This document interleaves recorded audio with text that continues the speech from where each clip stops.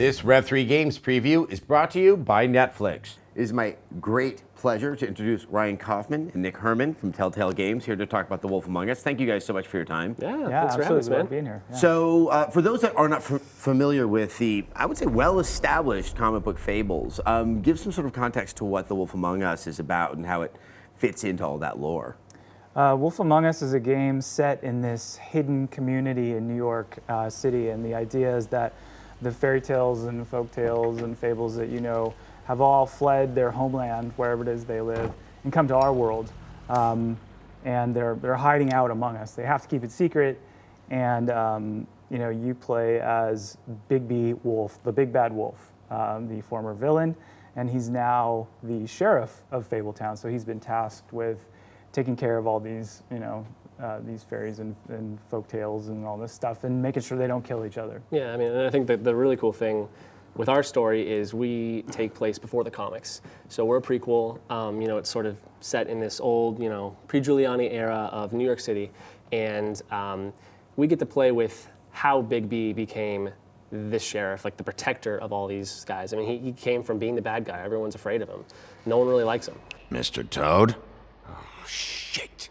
Bigby! We know where the comics start, and we get to let the player explore how he gets there, and it's pretty fun. So it's a good jumping in point for somebody who's not really familiar with the comics. You don't have to know a lot, but it's also a great little detail for people who are really familiar with the comics to see how did that all come to the first trade. And be a part of it too. Yeah. So Wolf Among Us is definitely in the wake of, as you guys deserve, the well-received and wonderful Walking Dead. It's obviously as narrative focused with the branching choice, but sort of what have you guys learned from the experience of Walking Dead that you're going to sort of tweak or adjust or also, maintain from that series into Wolf Among Us? One thing that we definitely tweaked was the fighting system. So, Lee as a character was much more reactive to, oh my God, there's a zombie on me, get him off. But Bigby as a character he's physically powerful, he's a badass. So we wanted the fighting system to reflect something where players had more control over that, where you want to drive the fight, how you want it to go. Yeah, I mean, I think in our action sequences, I think it was a focus from the beginning to, Walking Dead was very linear. These scenes were very sort of do these things to get through, and we wanted to play with the idea that the player still has control of the story, and you're still a storyteller in these action sequences. You get to take the fight where you want it to, or in the demo you played, you can sort of throw them into the couch or throw them into the sink, and it's a goofy thing, but people read into those choices when they make a decision. It's I threw him into the couch because it's soft, it's got some cushion, like they're trying to be the nice Bigby, and that's another thing too that's cool about the character is he's got this sort of breadth. Like you can be the sarcastic jerk cop, or you can try to turn over a new leaf because everyone sort of expects you to be the bad guy, and that's a big thing with him. Yeah, I'm about 2 seconds away from kicking a hole in you. There's no need for that. Yeah. One of the things that was quite striking when I was playing this, and this was a section of game that would be the beginning of the first episode of Wolf Among Us, is that sense of you affecting the narrative was right there from the get-go, and it happened with a much greater frequency than definitely the beginning of Walking Dead, or I think any given moment, except for maybe the biggest high action points in The Walking Dead. Are you guys trying to do that, on purpose? Yeah, I think that we learned a lot about how to get players invested in the game from Walking Dead, which was a cool, slow burn beginning, and discovering who Lee was and the mystery of who Lee might be felt right there. And the lessons we learned, plus the character of Bigby, it felt right to say, let's start off with a bang and get people in right away and feeling it. Yeah, and I think too, we sort of learned, Walking Dead was the first title with this sort of heavy choice mechanic and this time dialogue, and we were doing so much at first that we maybe didn't even understand ourselves until it got into the public and we got some feedback. And I think once episode 2 of Walking Dead came out, we realized how much people read into every decision they make, every dialogue choice, if this person's in the room versus if they're not in the room, it all matters. And so I think a big focus for us on this was just give people more control, more tiny choices. Like it just people love it. So it's and we love it. It's just fun to make. It's And it takes place in an alternate 1980s New York City. That's quite a contrast to the dwindling world of The Walking Dead. There are certain benefits to the apocalypse that you don't have to write as many characters. Right. Yeah. So are there some interesting challenges and opportunities that you can have such a more sort of populated and alive world, I guess? Yeah, I mean, our writer isn't here, but Pierre was always complaining because in Walking Dead, it's just the same people locked in different rooms, right? You're just going from taking the same crew and moving around, and this is just all these different characters, and you gotta we still need you to care about all these people, even though you don't spend as much time. So I know that was definitely a challenge for him, but yeah, I mean, it took us a while to just figure out what this franchise needed, and yeah. One of the first things that Nick and Dennis put together was the opening sequence of the game, where you're sort of moving through the cityscape and there's that moody music. And having New York as a character really was a great thing. It just gives the whole game, it's just the vibe of noir, like dark, gritty. If you're coming into it thinking, fairy tales, folk tales, I don't know. I think the opening moments as you move through New York City, it totally it's the South Bronx. That wasn't where I expected it to begin. So. Yeah, exactly. Well, that's with this franchise in general. I think the thing that excites me the most is, sure, it's fairy tale characters, and when you say that, people kind of roll their eyes, but it's like fairy tale characters.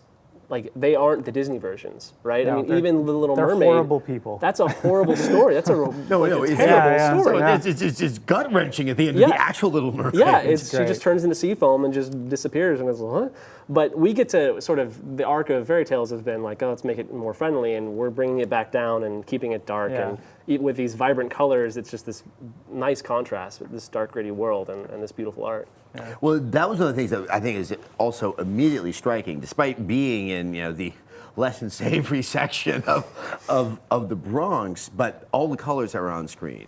It shares the aesthetic style of The Walking Dead, but in terms of the color palette, it really, it's like this is not the same kind of dire situation that we are accustomed to with The Walking Dead. And I'm wondering how much you felt the need to really kind of get out of the shadow of your most recent accomplishment to really say this is something quite different. Yeah, I mean, I think if you even put the art side by side, Walking Dead and Fables, you'll notice it's very different. It's not just more color. The art team spent so much time getting the ink lines right. I mean, there's some amazing tech with like shadows reversing the detail maps, which make it look like a comic book would be drawn. And I think we also just wanted to push it as far as we can.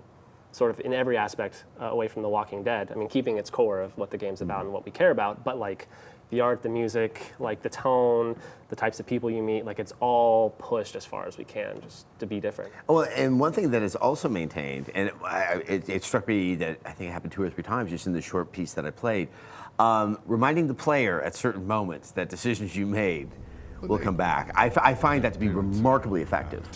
That it's just that moment of I can't. There's no take backs at this moment. Right. I don't know what the consequences are.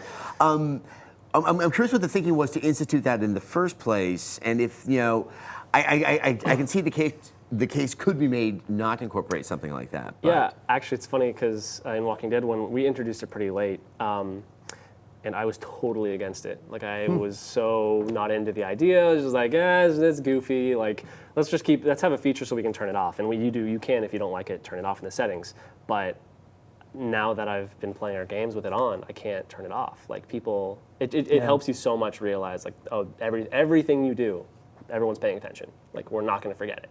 Yeah. And we have access to all your information, so we know exactly what you did and what you said at this point. So in episode 2, we can call back and make you feel bad or, whatever. Where action happens in it, it is button prompts that are up on the screen. But you guys seem to have gone to kind of make it a little bit more demonstrative of what's happening. You're trying to get the circle in the circle and then get the trigger, and you can tell when it's going to be hard to accomplish. I mean, how much do you work on that it doesn't feel like just kind of a rudimentary QuickTime event, but then something that isn't so challenging as to alienate a lot of the more casual players that would come to a game like this? Yeah, a lot. Nick and Dennis put a lot of thought into the motion on the screen and how that might be represented by a similar kind of button inputs so that you felt like the experience was, kind of an organic whole. I think we're always learning from games we make and the mistakes we make, and even Walking Dead stole from Jurassic Park, and we're stealing from both of them. I mean, Walking Dead was more reticle selection, and we're sort of combining the two, and I mean, we're always learning from stuff we're working on. So. Yeah. So one of the most fascinating aspects of The Walking Dead is it really caused a lot of discussion, is because it yet again broadened what seems to fall under this increasingly unstable name called video games. And that there were camps that would say, well, is it a game because does it offer and some type of challenge? I'm curious to hear your thoughts about, do you see what you guys make, especially in the case of Wolf Among Us, as something that sits right alongside Halo, or do you see it as something altogether different? Yeah, I don't get it. I play Tetris, I play Halo. Those are both games to me. It's like if it's entertaining and it's sort of got that player feedback and I have agency over it, I'm fine. As game, great. Yeah, one way I think we try to approach challenge as far as our games are concerned. I was talking to someone at work and they were like, "Oh, I was watching people play the demo and it seems like it's really easy. Like it looks really easy." And I was like, "Okay." But the people, if it's easy, it just means they're taking a long time to do it. So for them, they're constantly engaged, right? They're not like, it's not like, wow, this is taking forever. It's no, this is as much time as I need to complete this. So it's not about being challenging. It's just about being like a rewarding experience, like making the player feel like what they're doing matters and is fun, and we don't really care about making it fail. Do you feel that there has to, I think there's an argument to be made. Does there have to be challenge to be entertained? I mean, this is the only medium that seems to actually work under that assumption where, if a book gets that much harder to read, most people just won't finish it. Right. Well, I think the challenge in our games is just the choices and deciding how you want to play it. Like that's it for us. That's what the core of the game is. And in many ways, that's more reflective of life than challenge of many other games that are out there. And also as episodic games, we like people to come back. And like you say, if you stop reading the book halfway through because it got too hard, you don't get to enjoy the whole narrative. And we really feel like we want people to enjoy the narrative. We want people to be really engaged in it. And if it gets too hard and you stop, then there's a break there. Well, Wolf Among Us, the first chapter is quickly approaching. It'll be available on Xbox 360, PS3, and the PC. Mac.